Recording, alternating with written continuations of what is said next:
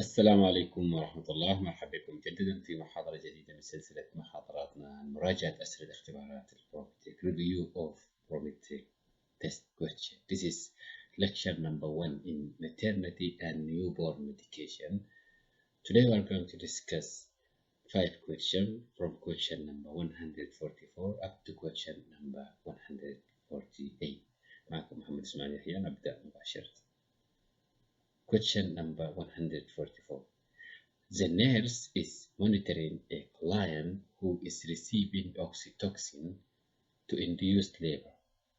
Which assessment finding should cause the nurse to immediately discontinue the oxytocin infusion? The options are number A, fatigue, number B, drowsiness, number C, uterine hyperstimulation, number D, early decelerations of the fetal heart rate.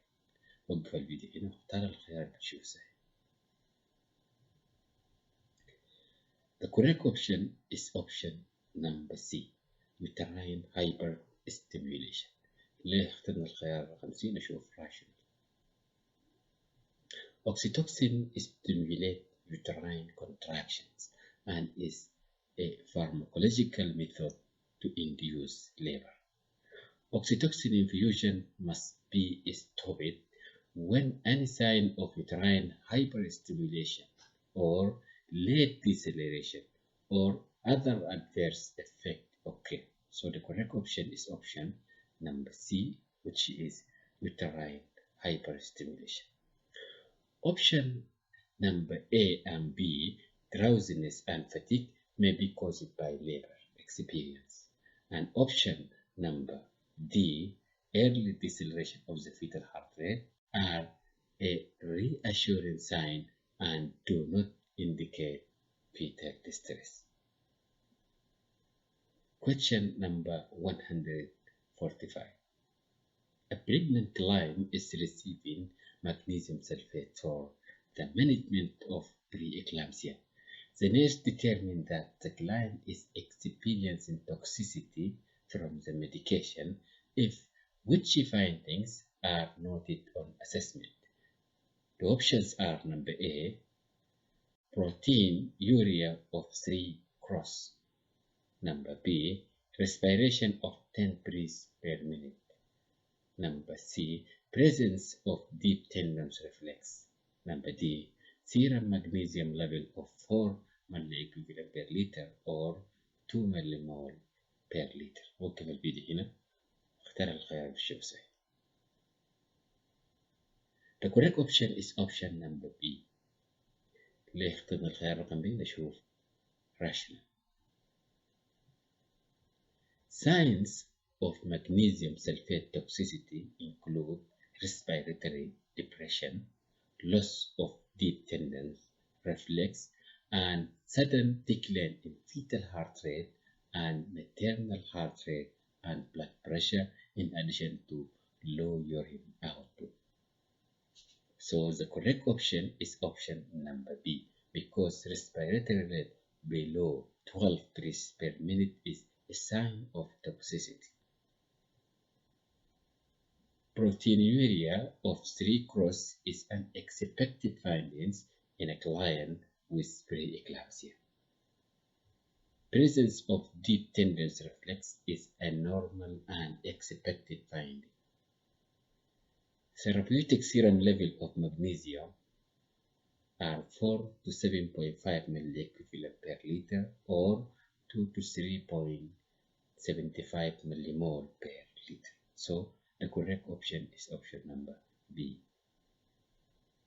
Question number 146. The nurse asked a nursing student to describe the procedure for administering erythromycin ointment to the eyes of the newborn. Which student statement indicate that further teaching is needed about administration of the eye medication? The options are number A, I will flush the eyes after installing the ointment. Number B, I will clean the newborn's eyes before installing ointment. Number C. I need to administer the eye ointment within 1 hour after delivery. Number D. I will install the eye ointment into each of the newborn's conjunctival cells. وقف الفيديو هنا واختار الخيار بالشوف صحيح. Note the strategic words. Further teaching is needed. These words indicate a negative event query and ask you to select an option that is an incorrect statement. مطلوب منك تختار الخيار الخاطئ أو الإجراء الغير صحي. The correct option is option number A. I will flush the eyes after installing the ointment. ليه اخترنا الخيار رقم A؟ نشوف راشد. Eye prophylaxis protects the newborn against Neisseria gonorrhea and Chlamydia trachomatis. The eyes are not flushed after installation of the medication because the flush will wash away the administered medication. So the correct option is option number A. I will flush the eye after installing the ointment. Option number B and C and D are correct statements regarding the procedures for administering eye medication to the newborn. Question number 147. A client in preterm labor, 31 weeks, who is dilated to 4 cm has been started on magnesium sulfate and contraction have stopped. If the client's labor can be inhibited for the next 48 hours, the nurse anticipates a prescription for which medication? The options are number A, nalbuphine, number B, betamethasone, number C, rhodiimmunoglobulin, number D, dinobrostone vaginal serum. وقف الفيديو هنا واختار الخيار اللي بشوف صحيح. The correct option is option number B, betamethasone. ليه اخترنا الخيار رقم B؟ نشوف rational. Betamethasone is a steroid medication. Is given to increase the production of surfactant to stimulate fetal lung maturation. It is administered to clients in preterm labor at 28 to 32 weeks of gestation if the labor can be inhibited for 48 hours. So the correct option is option number B, which is betamethasone. Nalbuphine is an opioid analgesic. Rhodiimmunoglobulin is given to Rh negative clients to prevent sensitization. Dinobrostone vaginal insert is a prostaglandin given to soften the cervix and to stimulate uterine contractions. So the correct option is option number B. Question number 148.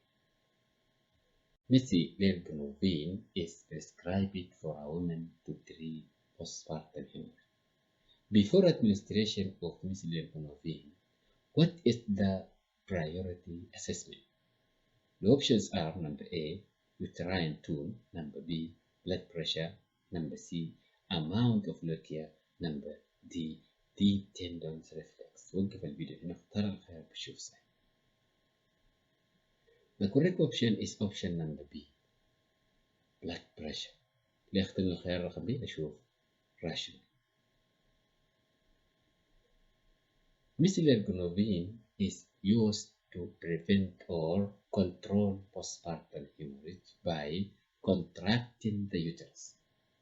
It causes continuous uterine contraction and may elevate the blood pressure.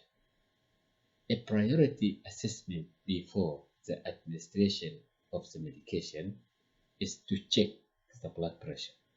So the correct option is option number B, blood pressure. Although option number A, C, and D may be components of the postpartum assessment, but blood pressure is related specifically to the administration of this medication. So the correct option is option number B. شكرا جزيلا، نتقابل في محاضرة جاية. Don't forget to support us by comment, like or subscribe.